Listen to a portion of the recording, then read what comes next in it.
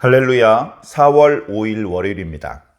오늘부터는 출애굽기 말씀 묵상을 시작하도록 하겠습니다. 오늘은 1장 1절부터 14절까지 말씀을 읽고 은혜 나누도록 하겠습니다. 야곱과 함께 각각 자기 가족을 데리고 애굽에 이른 이스라엘의 아들들의 이름은 이러하니 르우벤과 시므온과 레위와 유다와 이사갈과 스불론과 베냐민과 단과 납달리와 갓과 아셀이요. 야곱의 허리에서 나온 사람이 모두 70이요. 요셉은 애굽에 있었더라. 요셉과 그의 모든 형제와 그 시대의 사람은 다 죽었고 이스라엘 자손은 생육하고 불어나 번성하고 매우 강하여 온 땅에 가득하게 되었더라. 요셉을 알지 못하는 새 왕이 일어나 애굽을 다스리더니 그가 그 백성에게 이르되 이 백성 이스라엘 자손이 우리보다 많고 강하도다. 자, 우리가 그들에게 대하여 지혜롭게 하자. 두렵건대 그들이 더 많게 되면 전쟁이 일어날 때에 우리 대적과 합하여 우리와 싸우고 이 땅에서 나갈까 하노라 하고 감독들을 그들 위에 세우고 그들에게 무거운 짐을 지워 괴롭게 하여 그들에게 바로를 위하여 국고성 비돔과 람셋을 건축하게 하니라. 그러나 학대를 받을수록 더욱 번성하여 퍼져나가니 애굽 사람이 이스라엘 자손의 의로 말미암아 근심하여 이스라엘 자손에게 일을 엄하게 시켜 어려운 노동으로 그들의 생활을 괴롭게 하니 곧 흙 이기기와 벽돌 굽기와 농사의 여러 가지 일이라. 그 시키는 일이 모두 엄하였더라. 아멘. 오늘부터는 출애굽기 말씀 묵상이 시작됩니다. 그동안 마태복음 말씀 묵상을 쭉 이어왔고 예수님께서 고난을 당하시고 십자가에 달려 죽으시고 그리고 3일 만에 다시 살아나신 부활의 메시지까지 우리가 마태복음 말씀을 묵상을 해왔습니다. 물론 그 말씀의 뒤에는 계속해서 사도들의 시대가 이어지고 있고 복음이 땅끝을 향하여 계속해서 퍼져나가는 그 이야기가 오늘날까지도 계속되고 있습니다. 우리는 이제 그 이야기를 잠시 나중에 다시 묵상하기로 하고 오늘부터는 새롭게 출애굽기 말씀 묵상을 시작하도록 하겠습니다. 출애굽기는 잘 아시는 것처럼 이스라엘 민족이 애굽에서 나오는 이야기를 담고 있습니다. 그 과정에서 많은 에피소드들이 있죠. 그래서 오늘 말씀은 그 배경에 해당되는 그런 말씀을 주고 계십니다. 오늘 말씀 첫 구절에 이스라엘 아들들의 이름은 이러하니라 하면서 2절, 3절, 4절에 그 아들들 11명의 이름이 나타나고 있죠. 원래 12아들이지만 요셉은 이미 애굽에 있었기 때문에 11명의 아들이 나타나고 있고 그 이름이 다 소개되지는 않고 있지만 야곱의 허리에서 나온 자손들이 모두 70인이었다라는 말씀이 나타나고 있습니다. 물론 이 말씀은 창세기의 기록과 정확히 일치하는 것이고요. 이런 창세기의 인물들이 소개되고 창세기에 나타났던 표현들이 반복됨으로 해서 출애굽기 말씀은 동떨어진 갑자기 툭 튀어나온 그런 이야기가 아니고 창세기 말씀과 이어지는 말씀이라는 것을 강조해 주고 있습니다.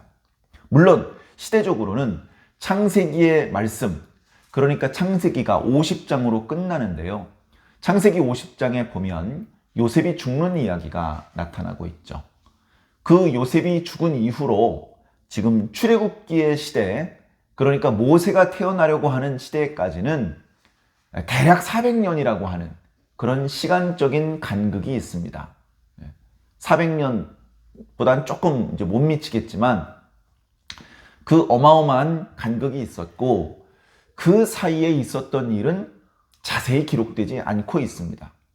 오늘 말씀과 또 여러 가지 정황을 미루어서 우리가 짐작해 본다면 창세기 끝 부분에 야곱의 11번째 아들이었던 요셉이 애굽의 총리가 되었고 바로 그 요셉의 지혜로운 정책 때문에 애굽은 부강하여졌고 7년 대기근이라고 하는 엄청난 재앙 속에서도 애굽 국민들이 살아남을 수 있었고, 심지어 그 주변 나라에도 심각한 기간이 임해서 그 주변 백성들까지도 구원시켰던 그런 놀라운 사건들이 있었으며, 그로 말미암아 애굽은 공신이 되었고, 애굽의 가족들은 애굽에 큰 은혜를 끼친 그런 고마운 존재가 되어서 좋은 땅, 넓은 그런 땅을 차지하고 거기서 아무 걱정 없이 잘 먹고 잘 성장하고 또 종족을 더 많이 번성시킬 수 있었습니다.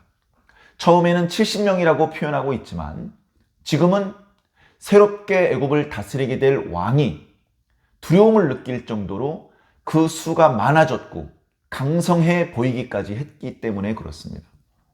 오늘 말씀 6절에 보면 요셉과 그의 형제와 그 시대 사람들, 다시 말해서 야곱의 시대, 요셉의 시대에 살았던 하나님의 백성들, 그들은 다 죽었다.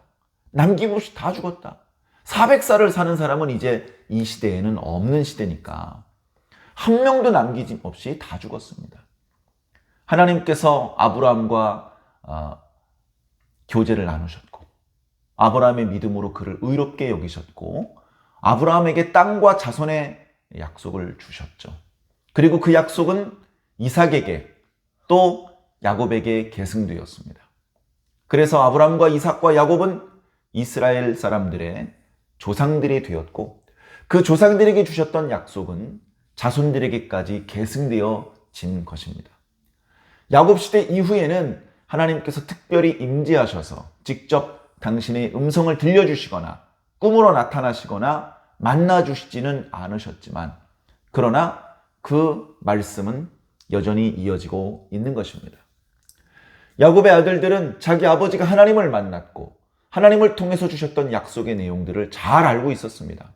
그러나 그들은 그 약속의 성취를 맛보지 못하고 먼저 죽을 수밖에 없었습니다. 그 약속의 성취는 이미 아브라함 때 말씀하셨던 것처럼 400년 후다 이렇게 말씀해 주셨기 때문에 그렇습니다. 비록 그들이 죽었던 땅은 언약의 땅은 아니었지만 그들은 하나님의 은혜 아래 좋은 곳에서 평안하게 여생을 마치고 자손이 자녀, 손자 또 증손자가 나타나는 것까지 보면서 행복하게 여생을 마감할 수 있었습니다.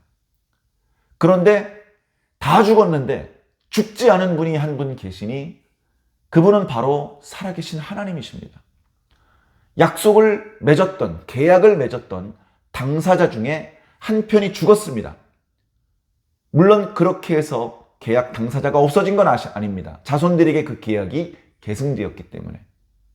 그러나 그 자손들하고 직접적인 언약의 계승과 그 갱신의 과정을 겪지는 않으셨지만 하나님께서는 그 언약이 유효하게 만들어 주셨습니다. 다 죽었지만 하나님께서는 죽지 않으셨고 아브라함과 이삭과 야곱과 맺으셨던 언약에 대하여 신실하셨고 성실하게 그 약속을 이행하고 계셨습니다. 그래, 창세기와 달리 출애굽기에서는 그렇게 믿음이 좋았던, 그리고 많은 은혜를 체험했었던 믿음의 조상들 아브라함과 이삭과 야곱조차도 체험하지 못했던 하나님께서 어떻게 언약을 성취하시고 약속을 이행하시는지를 보여주고 있는 것입니다. 물론 그 과정은 간단하지 않습니다. 하나님의 스케일이 크시기 때문에 어떤 부분은 우리가 놓치고 발견하지 못한 채 지나칠 수도 있습니다. 앞으로 이어지는 출애굽기 말씀을 통해서 베푸시는 하나님의 놀라운 은혜, 성실하게, 신실하게 당신이 하셨던 말씀들, 언약들을 이루어가는 모습들을 발견해 보시기 바랍니다.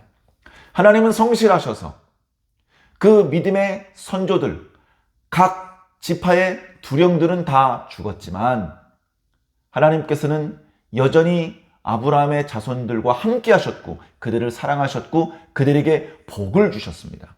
그래서 그들은 생육하고 번성하며 온 땅에 가득하게 되었던 것입니다. 그 뒤에 이어지는 8절 이하의 말씀을 자세히 살펴보기 전에 먼저 오늘은 이 복이 무엇인가에 대해서 간단하게 말씀을 드리고 싶습니다. 창세기는요, 복에 대한 말씀입니다. 그리고 당연히 그 복에 대한 하나님의 약속의 성취가 출애굽기와 이어지는 모세 오경에 나타나고 있습니다. 아니, 그 이후 오늘 우리들의 시대에까지 하나님의 복에 대한 약속이 이행되고 있는 것이죠. 자, 그렇다면 하나님께서 말씀하신 이 복은 무엇이냐? 우리는 복하면 돈을 생각합니다. 물론 돈도 필요할 때가 있습니다. 그리고 건강이 필요할 때도 있습니다.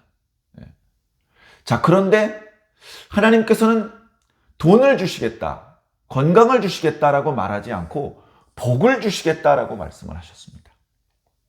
그리고 그 복은 때때로 전쟁의 승리를, 장수를, 물질적인 풍요를 다양한 형태로 당신의 백성들에게 나타나고 있는데요. 이 복은 하나님의 창조 질서 안에서 번성하는 것을 말합니다. 하나님께서 천지를 창조하셨습니다. 하나님께서 천지를 창조하셨을 때 가지고 계셨던 원칙들이 있습니다. 그것들은 창조 이후에도 하나님께서 만드신 창조 세계를 운영하는 질서의 기준이 되었습니다. 우리가 그 하나님의 창조의 원리대로 살면 우리는 장수할 것이고, 우리는 행복할 것이고, 우리는 평안할 것이고, 우리는 하나님과 원만한 관계를 누릴 것이며, 우리는 물질적으로도 풍요하게 될 것입니다.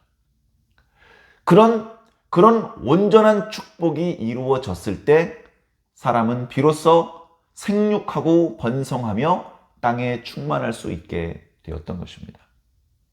하나님께서 아담에게 명령하신 내용도 그것이었고, 하나님께서 물로 세상을 심판하신 이후에 노아에게 명하신 것도 바로 이것이었습니다. 그리고 어쩌면 이것은 오늘 우리들에게도 동일하게 적용되는 말씀입니다. 하나님께서 창조하셨던 세상을 아직 깨트리지 않으셨기 때문에 지금 우리들의 시대에도 여전히 처음에 하나님께서 창조하셨을 때 그 원리가 적용되고 있는 것입니다. 우리는 생육하고 번성하며 땅에 충만할 필요가 있습니다. 그러기 위해서 결혼을 해야 되겠죠. 결혼을 하지 않으려고 하거나 또는 자녀를 생산할 수 없는 성별을 인정함으로 해서 생육하고 번성하며 땅에 충만해지는 것에 아무 도움이 안 되는, 오히려 이렇게 생육하고 번성하는 일을 방해하는 그런 움직임을 펼쳐서는 아니 될 줄로 믿습니다. 우리는 하나님의 복을 사모해야 됩니다. 하나님의 뜻이 무엇인지 바르게 이해하고 하나님의 뜻대로 사는 과정에서 행복을 누릴 수 있어야 됩니다. 마음의 평안, 육체의 건강, 물질의 풍요, 거기에 더해서 영혼의 구원, 하나님과 아무 거리낌 없이 원만한 소통을 할 수 있는 그런 행복한 하나님의 자녀로 살아가야 될 줄로 믿습니다. 자, 이어지는 8절에 보면요, 이제 새로운 시대가 도래되었음을 나타내주고 있는 말씀입니다. 출애굽기의 배경을 이루는 말인데요. 자, 요셉을 알지 못하는 왕이 출현을 했습니다. 어떻게 그럴 수가 있죠? 새로운 왕조가 나타난 것입니다. 우리나라에 신라가 망하고 고려가 멸망하고 조선이 이렇게 몇 차례 왕조가 바뀌었죠. 그런데 애굽 땅도 마찬가지로 같은 땅에서 그 땅을 다스리는 왕조가 계속해서 바뀌었는데요. 요셉의 도움으로 애굽을 잘 다스렸고 위기를 극복했던 왕조는 오늘날 학자들의 표현에 의하면 힉소스 왕조라고 표현을 하고 있습니다. 그들은 요셉을 알았고 요셉을 통해서 하나님을 알았던 그런 사람들입니다. 자, 그런데 여러 가지로 변동이 생겼죠. 그래서 애굽을 다스리던 왕조가 몰락을 하고 전혀 다른 지역에 있던 사람들이 몰려 들어와서 애굽 땅을 차지하고 애굽을 다스리는 지배층이 되었습니다. 그들은 다른 지역에 있다가 들어왔기 때문에 과거에 어떤 일이 있었는지 잘 모릅니다. 안다고 할지라도 기록을 통해서 파악하는 정도지 직접 본인들이 체험한 것이 아니기 때문에 전에 어떤 일이 있었는지 모릅니다. 애굽에 있는 사람들이 다 요셉 어쩌고 요셉 어쩌고 하는데 요셉이 누군지 모릅니다. 전에는 요셉을 공신으로 생각하고 이스라엘 민족들을 고마운 존재로 생각해서 많은 혜택을 베풀어 주었는데 이제 새롭게 애굽을 차지했던 사람들은 그 이스라엘 사람들이 고마운 존재가 아니라 오히려 위협적인 존재였습니다. 이렇게 하나님의 창조 질서를 알지 못하는, 그래서 요셉을 알지 못할 뿐 아니라 하나님조차 알지 못하는 이런 새로운 왕들은 이스라엘 백성들을 바라볼 때 흐뭇한 눈빛으로 바라볼 수 없었습니다. 그들이 매사에 잘 되는 것을 보면서 질투를 느꼈고 그들이 많고 강성한 것에 대해서 두려움을 느꼈습니다. 자신들이 이제 애굽 땅을 차지하게 됐지만 아직 완전히 장악하지 못했다는 것을 느끼고 있었기 때문에 혹시라도 있을 적들이 나타나면 곤욕을 치를 수도 있는데 저 이스라엘 민족들이 우리 편에 서지 않고 적들의 편에 선다면 이거 참 낭패가 아닐 수 없다. 그런 염려 가운데 정책을 하나 펴는데 그것은 이스라엘 민족들을 괴롭게 하는 정책입니다. 자, 10절에 보니 자, 우리가 그들에 대하여 지혜롭게 하자. 뭔가 여러 가지로 우리에게 걱정스러운 일이 생기지 않도록 지혜로운 정책을 펼치자 이런 이야기인데요. 그들이 펼친 정책의 내용을 살펴보면 별로 지혜로워 보이지 않습니다.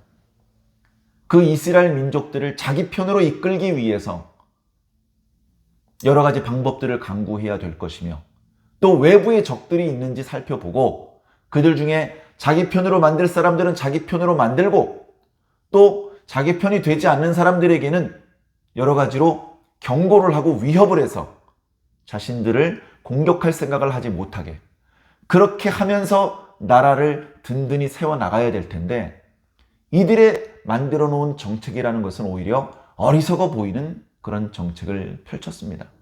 야, 감독관을 세워서 이스라엘 사람들을 감시하자. 그들에게 일을 시키자.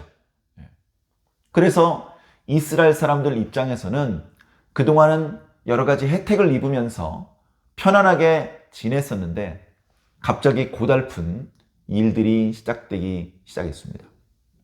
그런데 이게 웬일입니까? 12절에 보니까 그러나 학대를 받을수록 더욱 번성하여 퍼져가니. 학대를 받게 되었습니다. 전에처럼 편안하게 놀고 먹고 자기 밭, 자기가 기르는 양과 염소 돌보는 데 집중할 수가 없죠. 여러 가지로 부가적인 일들이 생겨났기 때문에 그렇습니다. 그런데 그렇게 피곤한 일이, 그렇게 힘든 일이 많이 생겼음에도 불구하고 여전히 하나님께서 이스라엘 사람들을 향한 복음, 그들을 향해서 베푸르셨던 약속에 대한 이행은 멈추지 않았던 것입니다. 그들은 계속해서 그 인구가 증대되어 갔고 더욱 강한 민족이 되어 갔던 것이죠. 그럴수록 그런 이스라엘을 바라보는 지배층들은 부러움과 질투 그리고 근심과 걱정이 가득했던 것입니다.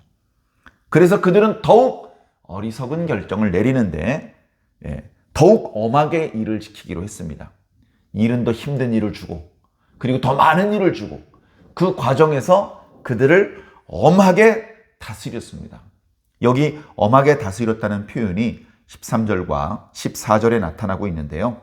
이 말씀은 포갑으로 말을 안 들으면 매질을 해가면서 그들을 일시켰다. 이제 이런 의미죠. 그러니까 처음에 당했던 학대보다도 더 힘든 학대 가운데 놓이게 된 것입니다.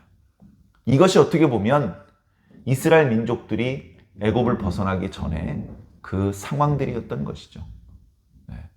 이런 어려운 상황이 되자 비로소 이스라엘 사람들은 조상들에게 젖과 꿀이 흐르는 땅을 약속하셨다는 하나님의 약속의 말씀을 떠올리기 시작했고 하나님께 어서 그 약속을 이루어 주실 것을 간구하게 되었습니다. 그리고 지금까지 자신들이 편안하게 살았던 것이 매우 행복했으며 그것은 공짜가 아니고 하나님께서 주셨던 축복이었음을, 자신들이 야곱과 요셉의 시대에 가나안 땅에서 애굽으로 건너왔을 때 불과 70여 명에 불과했었는데 지금 이렇게 수를 헤아리기 어려울 정도로 그 수가 많고 강대해진 것은 하나님의 축복이었다는 것을 새삼스럽게 깨달았던 것입니다. 하나님께서는 그들의 모습을 유의주지해 보셨습니다. 그들의 고통을 잘 아셨고 그들의 간구하는 기도를 들으셨으며, 그리고 그런 환경의 변화와 무관하게 하나님께서는 아브라함과 맺으셨던 언약을 이행하기 위해서 당신의 계획을 준비시키고 진행시키고 계셨던 것입니다. 그것들이 드러나지 않았기 때문에 당시 이스라엘 백성들은 답답했고 고통스러웠고, 이 고통스러운 나날이 얼마나 길어질지 기약이 없었기 때문에 매우 낙심천만이었겠지만 그 고생의 나날을 그렇게 길지 않았습니다. 사랑하는 성도 여러분, 혹시 어려움이 있습니까? 그 어려움을 하나님께서 모르신다라고 생각하지 않으시기 바랍니다. 그 어려움 때문에, 그 문제들 때문에 하나님께 기도했는데도 불구하고 그것이 속히 응답되고 그 문제가 빨리 해결되지 않아 답답하십니까? 너무 염려하지 않으시기 바랍니다. 하나님께서는 다 보고 계시고 알고 계시고 성도 여러분들의 기도를 듣고 계십니다. 하나님께서는 당신의 계획을 준비하고 계시고 당신의 구상을 실행에 옮기고 계십니다. 그것들이 이제 우리가 느낄 수 있는 모습으로 나타났을 때에 우리가 그것을 알아보고 하나님께 감사하며 영광을 돌리게 되시기를 바랍니다. 우리는 하나님께 복받기 위해 부름받은 하나님의 백성입니다. 그 복은 돈은 아니지만 하나님의 뜻을 바르게 깨닫고 하나님의 뜻대로 살 수 있는 지혜와 능력을 얻으며 그로 말미암아 생육하며 번성할 수 있게 되는, 구약 성경에 말하고 있는 샬롬에 담겨있는 모든 축복을 누리게 해주는 은혜입니다. 그 은혜를 오늘도 충만히 누리게 되시기를 주님 이름으로 간절히 축원합니다.